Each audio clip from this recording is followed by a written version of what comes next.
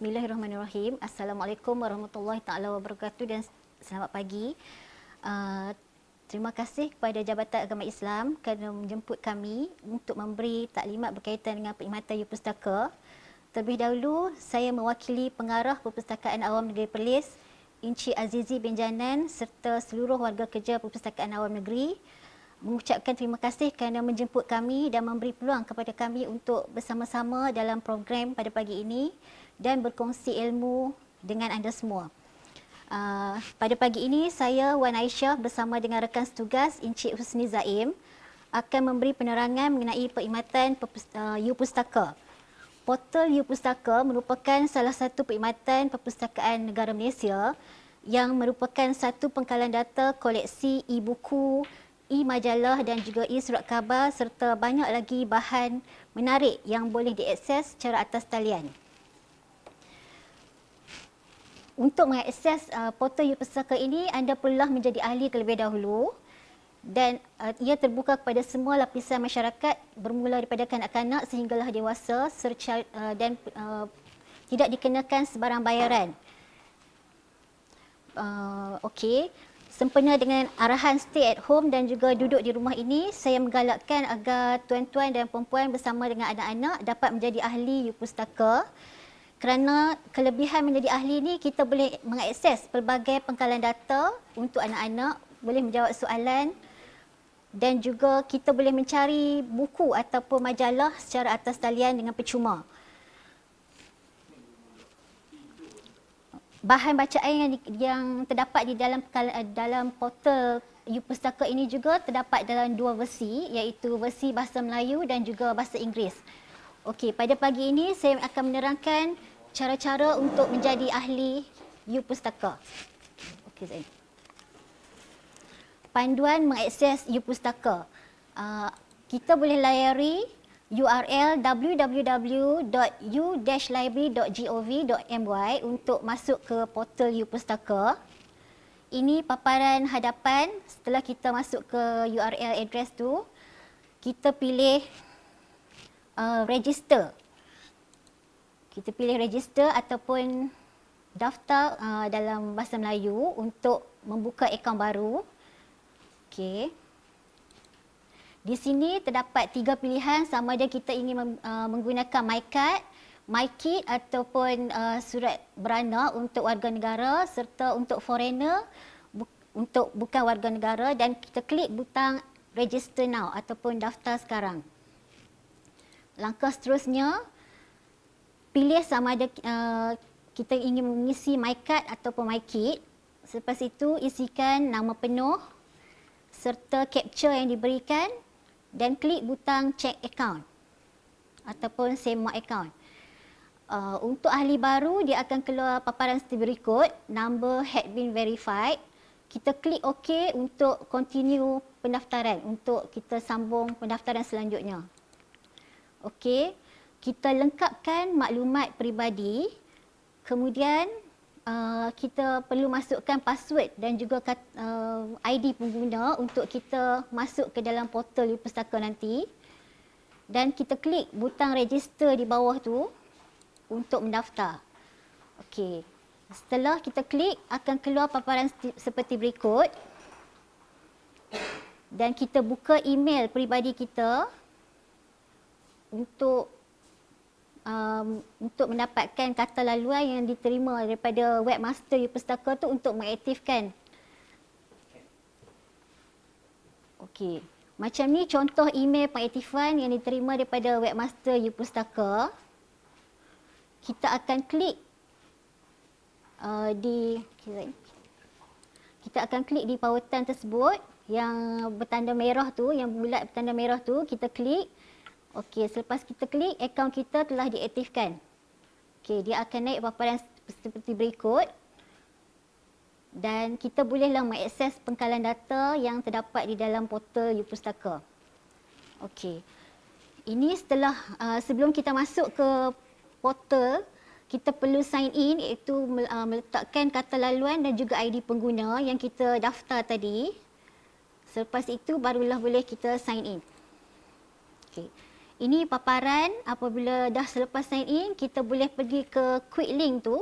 Di bahagian quick link ataupun carian pautan pintas, kita klik kepada online databases ataupun dalam bahasa Melayu pangkalan data yang bulat berwarna merah untuk kita mengakses pangkalan-pangkalan data yang terdapat di dalam portal U-Pustaka. Okey, sekarang saya akan menerangkan beberapa contoh pangkalan data yang terdapat di dalam portal U-Pustaka.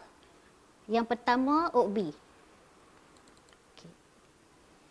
Pangkalan data OKB ni merupakan pangkalan data yang kita klik dulu pangkalan dekat online databases tadi tu, kita klik pada mula-mula dekat quick link ataupun pautan pintas, kita klik database. Lepas tu kita scroll ke bawah, kita akan jumpa satu ikon gambar lebah tu. Itu untuk pangkalan data OKB. Kita klik di situ.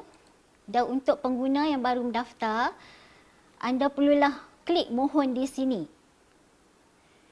Okey, selepas mohon di sini, anda perlulah mengisi maklumat yang terdapat dalam tu, iaitu maklumat email U-Pustaka yang anda daftar tadi untuk mengaktifkan akaun sebagai pengguna OKB.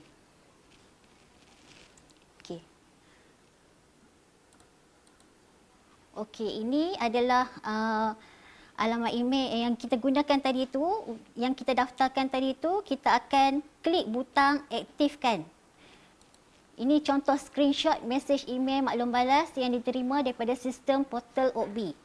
Klik sini untuk mengesahkan email anda. Okey, ini paparan apabila kita dah sah tu, kita boleh download atau memuat turun aplikasi OKB Buffet daripada App Store ataupun Google Play, seperti paparan yang terdapat dalam skrin ni. Okey. Okey, setelah selesai kita download tu, ini adalah tata cara penggunaan aplikasi OKB Buffet. Di dalam OKB Buffet ni kita boleh layari, kita boleh lihat bermacam judul e-buku, e-majalah, koleksi e-buku, koleksi e-majalah yang boleh kita pilih untuk kita baca. Contohnya yang pertama ni koleksi majalah. Kita boleh tengok dalam pelbagai bidang dan pelbagai topik, iaitu lifestyle, home dan decor. Dia ada koleksi masakan untuk ibu-ibu. Dan juga kalau buku tu, dia akan listkan yang new arrival. Lepas tu dia ada buku-buku mengenai agama, buku-buku politik, buku-buku resipi masakan dan juga general. Lepas tu kita pilih je untuk kita baca. Okey. Next. Okey. Okey, di sini kita boleh pilih judul e-buku yang ingin dibaca. Contohnya, saya memilih buku Deadly Miss. Kita add to my library, buku yang kita akan baca tu. Lepas tu dalam paparan seterusnya dia akan ada yang paparan yang hitam tu, my library. Dalam tu kita akan simpan koleksi buku yang kita pilih, buku ataupun majalah yang kita pilih, dan klik butang read now. Okey, ni contoh-contoh untuk memulakan pembacaan e-buku. Macam tadi saya pilih tajuk title Deadly Miss. Kita klik di bawah butang tu, ada 3 butang tu, dia akan ada situ read dan juga read. Itu kita download dia, kita install untuk membaca. Lepas tu dia akan keluar paparan, selepas kita download, akan keluar paparan buku seperti yang tertera dalam skrin. Begitu juga kalau kita nak download majalah, kita boleh ikuti langkah-langkah seperti pembacaan e-buku tadi. Langkah-langkah untuk mengakses e-buku ada disediakan dalam portal U-Pustaka. Untuk keterangan lanjut, tuan-tuan dan puan-puan boleh layari portal U-Pustaka dan klik di bawah tu keterangan akses untuk mengakses portal OKB.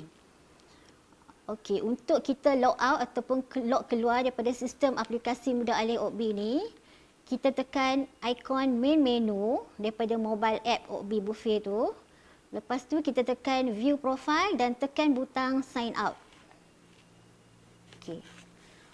Contoh pengkalan data yang kedua ialah pengkalan data BLIS. BLIS ni merupakan sumber maklumat untuk membantu anda membuat penyelidikan. Dalam pengkalan data BLIS ni juga terdapat pelbagai sumber maklumat dan artikel, berita dan peristiwa serta teks ucapan, profil tokoh, pemimpin tempatan, koleksi teks ucapan pemimpin utama negara dan banyak lagi. Okey, ini panduan untuk mengakses pengkalan data BLIS iaitu bernama Library and Infolink Services. Next. Bila kita klik tadi, kita klik pada logo BLIS yang berwarna merah tu. Sebelum tu di bawah tu dia akan bagi untuk pengguna yang mula-mula nak melayari ni, dia ada keterangan lanjut dan juga panduan akses untuk kita melayari pengkalan data BLIS tersebut. Okey. Ini ialah user ID untuk pengguna. User ID dan juga password dia ialah PPA _P huruf besar untuk perlis 01.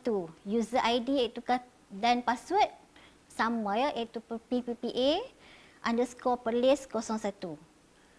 Setelah kita mengisi kata laluan dan juga ID pengguna tu, ini ialah modul yang terdapat dalam BLIS. Antara modul-modul yang terdapat dalam BLIS ialah bernama News. Bernama News ni merupakan koleksi ataupun yang menyediakan berita-berita semasa yang disediakan oleh bernama. Modul yang kedua ialah Archival News yang menyediakan akses kepada arsip atau simpanan berita-berita terdahulu. Mandarin News ialah koleksi berita ataupun artikel yang diceritakan dalam bahasa Mandarin. Modul seterusnya ialah Foreign News. Foreign News ini menyediakan akses kepada berita-berita semasa daripada luar negara. Modul Info Providers pula ialah maklumat-maklumat atau data statistik yang disediakan oleh Jabatan Statistik. Modul Sectoral Reports ialah akses kepada laporan-laporan sektoral. Modul seterusnya ialah Who's Who. Who's Who ini menyediakan maklumat biodata atau profil tokoh-tokoh ternama di Malaysia seperti dalam bidang politik, dalam bidang sukan dan juga pelbagai bidang. Kalau kita nak akses macam nak cari artis pun boleh juga, ataupun tokoh-tokoh politik yang ternama seperti Tun Mahathir, Muhyiddin Yassin. Okey. Selain daripada itu, terdapat juga modul Speeches. Speeches ini ialah akses kepada teks-teks ucapan tokoh ternama di Malaysia. Modul seterusnya ialah Facts and Figures, iaitu akses kepada fakta-fakta atau data-data penting negara dalam format paparan jadual ataupun imej grafik. Modul Data Bank pula ialah akses kepada data-data peribadi penting yang berkaitan Malaysia mengikut topik dan bidang. Modul Directory merupakan directory khusus yang memaparkan maklumat am bagi syarikat-syarikat tempatan, institusi perbankan dan juga jabatan-jabatan lain di Malaysia. Dan modul terakhir ialah Calendar of Events yang memaparkan kalender peristiwa-peristiwa penting atau acara-acara penting yang terdapat di Malaysia. Okey, sekarang saya akan tunjukkan contoh modul yang terdapat dalam BLIS, iaitu modul bernama. Klik kepada modul bernama yang kita bulatkan tadi berwarna merah. Okey, dia akan keluar macam ni. Contoh pautan hasil carian bernama tu. Contoh kita search COVID-19. Okey. Dia akan list semua tajuk yang berkaitan dengan COVID-19 dan untuk membaca artikel yang terdapat dalam tu, kita boleh klik mana-mana je tajuk yang ada dalam tu. Contohnya bila kita klik yang nombor 1 tu, dia akan keluar contoh artikel paparan seperti berikut, iaitu 132 pelajar tahfiz Masjid Seri Petaling dan diceritakan artikel yang penuh. Okey. Seterusnya modul Who's Who. Modul Who's Who ini yang seperti saya katakan tadi, ia menyediakan akses kepada maklumat biodata atau profil tokoh-tokoh ternama di Malaysia. Okey, contohnya kita pilih tokoh politik, iaitu kita klik dekat situ, dekat global search tadi ataupun dekat paparan utama tu, kita klik, kita type dekat Who's Who tadi, kita type Mahathir Mohamad. Dia akan, bila kita type dekat situ Mahathir Mohamad, dia akan list down. Okey, macam tu kita jumpa satu je. Kalau kita type Mahathir, dia akan list semua nama-nama tokoh yang bernama Mahathir. Tapi ni kita spesifik Mahathir Mohamad, dia akan list down satu saja. Okey, kita klik di situ untuk membaca biodata atau profil. Okey, di sini paparan penuh mengenai Tun Mahathir. Kita boleh tahu background education dia, kerjaya dia, anugerah yang dia dapat. Semua tu dia akan list down dalam Who's Who ni. Okey, yang terakhir ialah Archival News.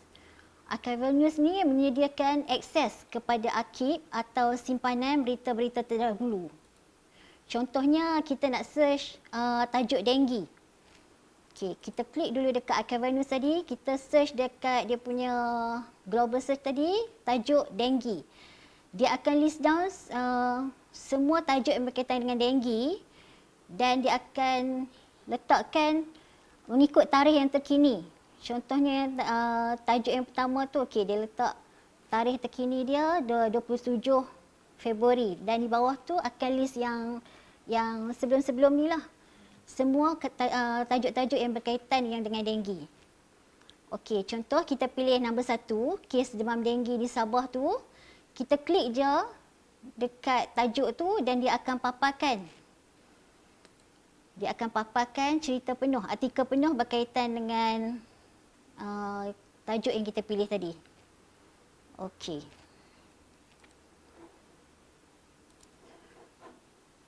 Contoh pengkalan data yang seterusnya ialah pengkalan data Island East. Okey. Pengkalan data ni merupakan sebuah platform e-pembelajaran abad 21 yang telah dibangunkan secara efektif oleh SAS Badi Online. Ciri-ciri unik yang terdapat daripada Island East ni ialah ia menyediakan lebih daripada 200,000 helaian nota dan lebih kurang 300,000 set-set soalan terkumpul di dalam bank soalan. Adik-adik yang akan mengambil peperiksaan UPSR, PT3 dan juga SPM bolehlah menggunakan pengkalan data ni, Island East ni, untuk kita rujuk soalan-soalan terkini ataupun soalan-soalan yang terkumpul yang terdapat dalam pengkalan data ni. Okey. Para pelajar juga mudah untuk menjawab soalan-soalan latihan dan mengakses nota-nota pelajaran secara atas talian ataupun secara offline. Silibus yang disediakan mengikut silibus Kementerian Pelajaran Malaysia yang terkini. Untuk mengakses pengkalan data ni, kita perlu, okey, ini ialah paparan setelah kita klik pengkalan data East Island, kita klik je logo East Island tu. Ni untuk daftar masuk. Daftar masuk, kita guna ID pengguna dan kata laluan yang telah diberikan. Contohnya seperti berikut. Untuk UPSR, dia akan bagi user ID ataupun ID pengguna PNM UPSR 01 hingga PNM UPSR 100. Kata laluan dia 1, 2, 3, 4, 5, 6. Untuk PT3 dan juga SPM pun dia ada berikan juga kata laluan. Adik-adik boleh akses dalam pengkalan data tu dan tengok rujuk kepada kata laluan yang diberi. Okey, contohnya kalau kita nak buka untuk soalan untuk pelajar-pelajar UPSR, dekat user ID tu kita type PNM UPSR 01, kata laluan ataupun password 1, 2, 3, 4, 5, 6. Okey. Kita klik. Okey, dia akan keluar paparan seperti ni. Dia akan list senarai topik-topik ataupun senarai subjek. Contohnya bahasa Melayu, English, Sains. Okey, kita pilih bahasa Melayu. Kita klik bahasa Melayu, dia akan keluar semua soalan-soalan yang berkaitan dengan bahasa Melayu. Kita klik button open tadi. Kita klik button open. Okey, contohnya objektif praktis bahasa Melayu. Kita klik butang open tu, yang warna merah tu. Okey, di sini dia akan list down. Dia akan keluar soalan-soalan dan berserta dengan skema jawapan serta markah. Habis je adik-adik jawab soalan tersebut, dia akan mark, dia akan bagi markah, dan jawapan yang salah tu dia akan bagi jawapan yang betul. Seperti paparan tu, dia ada di sebelah tu, okey, markah 90%, maknanya adik tak jawab dengan betul, dia akan bagikan pula jawapan-jawapan yang salah tu, dia akan bagi jawapan yang betul. Okey. Begitu juga dengan adik-adik yang akan mengambil SPM dan juga PT3, adik-adik boleh refer dalam pangkalan data Island East ni. Okey, pangkalan data yang seterusnya ialah pangkalan data ELIP. ELIP ini ialah pangkalan data yang menyediakan perkhidmatan pinjaman e-buku terbitan tempatan secara dalam talian. Portal PNM ELIP adalah kerjasama PNM dengan eCentral. Ia menyediakan akses kepada lebih 3,500 judul e-buku tempatan dalam pelbagai bidang perkara dan daripada penerbit tempatan yang meliputi bidang agama, bahasa, biografi, hiasan dalaman dan juga lain-lain. Pengguna untuk kali pertama yang ingin melayari ataupun mengakses pangkalan data ELIP ni perlulah mendaftar di portal PNM ELIP untuk peminjaman e-buku. Pengguna dibenarkan meminjam 2 naskah buku dalam satu masa dan tempoh pinjaman selama 7 hari. Okey, untuk mengakses ataupun melayari pangkalan data ELIP ni, klik saja logo ELIP ataupun eCentral. Untuk user pertama kali tadi, kita perlu register dulu. Okey, klik butang register ataupun daftar tu untuk mencipta akaun peribadi anda. Isikan maklumat yang diperlukan sehingga habis dan klik butang register now ataupun daftar sekarang. Okey, yang warna kuning tu kita klik, dah habis, dah selesai isikan maklumat yang diperlukan, kita klik butang register now. Okey. Bila dah klik, dia akan hantar satu email kepada email peribadi anda. Buka email maklum balas tersebut yang diterima daripada sistem portal e-library. Klik link macam yang tadi masa kita daftar mula-mula tadi, kita daftar U-Pustaka, klik link tersebut untuk tujuan pengaktifan dan barulah boleh melayari pangkalan data ELIP. Okey. Di sini saya tunjukkan cara-caranya. Kita masukkan kata laluan dan juga ID pengguna. Lepas tu kita klik login. Okey. Okey. Ni kita dah masuk atas, dah daftar dah. Lepas tu dia akan list down semua buku, e-buku mengikut subjek. Ini ikut kategori yang ada di dalam ni. Yang bertanda kuning tu, dia ada available title, bermacam-macam title dalam pelbagai bidang perkara. Untuk kita akses kepada ikut kategori tu, kita klik je bidang mana-mana pun yang kita nak ikut title tu. Contohnya, kita klik, kita nak cari buku masakan. Okey, di sini contoh saya dah pilih buku masakan yang bertajuk 44 resipi kek dan biskut, tapi dia naik di situ yang bertanda kuning tu, big book is not available for borrow. Okey, book is not available now. Maknanya buku ni telah dipinjam oleh orang lain dan dia akan bagi date yang boleh kita pinjam selepas tu. Kalau kita search title lain dan kita nak membaca, dia ada guide di situ ataupun panduan how to borrow dan juga how to read. Untuk mengakses, anda bolehlah klik pada butang how to borrow ataupun how to read tersebut. Dia akan bagi langkah-langkah untuk kita membaca dan ataupun kita nak pinjam e-buku tu. Okey. Di sini contoh saya nak pinjam buku Bilingual Express Fizik Form 4. Okey, kita klik dekat butang yang borrow tadi, yang bertanda kuning tu. Okey. Okey. Di sini butang yang warna kuning tadi ada untuk read. Kalau untuk read, kita cuma kita tekan button read tu, dia akan dia akan keluar ke pop-up sama ada kita nak baca melalui telefon mudah alih ataupun ke komputer. Okey.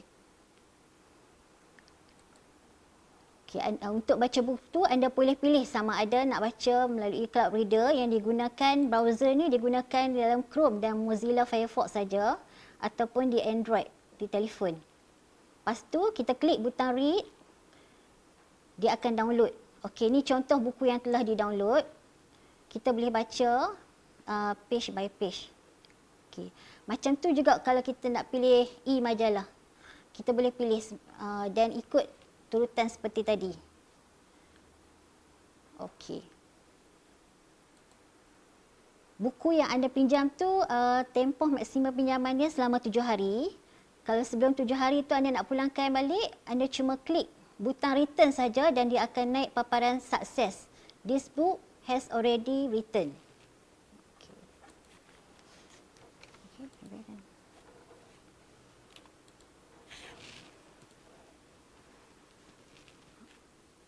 Okey, itu antara contoh-contoh pengkalan data yang terdapat dalam portal U-Pustaka. Di sini saya nak mengambil peluang untuk mempromosi perkhidmatan pinjaman kelompok, di mana perkhidmatan pinjaman kelompok ini boleh dilakukan oleh semua jabatan ataupun sekolah-sekolah yang mana yang kekurangan buku ataupun bahan bacaan. Pihak tuan-tuan daripada sekolah ataupun jabatan bolehlah pergi ke perpustakaan yang berdekatan, contohnya Perpustakaan Nawang Perlis, HQ, ataupun 3 lagi perpustakaan cawangan di Padang Besar, Simpang 4 ataupun Kuala Perlis, serta 1 perpustakaan pekan di Arau, ataupun pergi ke 36 perpustakaan desa yang terdapat di Perlis. Anda boleh mengisi borang pinjaman kelompok dan boleh memilih buku-buku yang anda perlukan untuk koleksi bacaan untuk staf ataupun student di sekolah anda. Okey, sekian, terima kasih.